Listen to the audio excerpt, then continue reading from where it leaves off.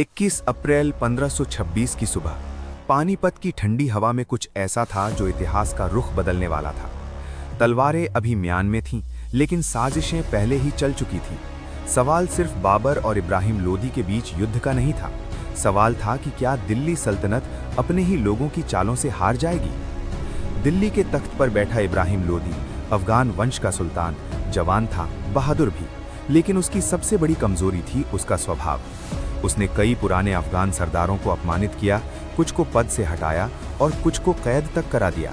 अफगान सरदार जो खुद को सत्ता का साझेदार मानते थे, अब खुद को अपमानित और असुरक्षित महसूस करने लगे।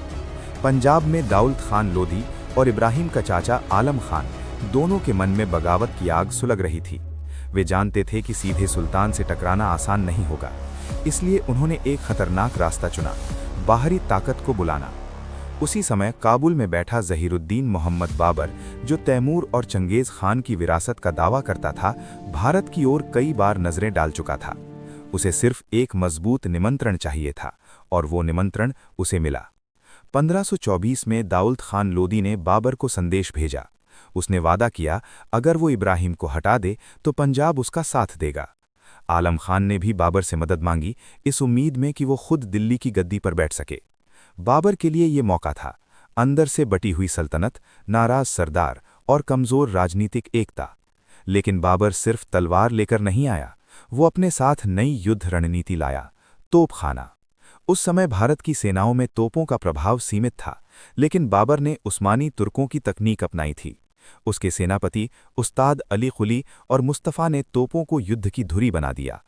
इधर इब्राहिम लोदी के पास लगभग 1 लाख सैनिक और हजारों हाथी थे। संख्या में वो कहीं ज्यादा था, लेकिन उसके अफगान सरदारों के दिल उसके साथ नहीं थे। कई सरदार युद्ध के मैदान में मौजूद थे, पर उनके मन में सुल्तान के लिए न वफादारी थी, न उत्साह। पानीपत के मैदान में बाबर ने तुलुगमा और आरबा की रणनीति अपनाई। गाड़ियों को जंजीरों से बांधकर सामने किले जैसा मोर्चा बनाया और किनारों से घेराव की योजना तैयार की। जब इब्राहिम की विशाल सेना आगे बढ़ी, तो बाबर की तोपों की गर्जना ने हाथियों को बेकाबू कर दिया। अफरा तफरी मच गई। युद्ध कुछ ही घंटों में निर्णायक हो गया। इब्राहिम लोदी मारा गया। उसके साथ दिल्ली सल्तनत की पुरानी संरचना भी ढह गई। बाबर विजयी हुआ और भारत में मुगल साम्राज्य की नींव पड़ी। लेकिन इस कहानी का सबसे बड़ा मोड़ तलवारों की टकराहट नहीं था। असली मोड़ था वो गुप्त साजिश, वो असंतोष जिसने अपने ही सुल्तान को अकेला कर दिया। अगर अफगान सरदार एकजुट होते तो शायद इतिहास कुछ और होता।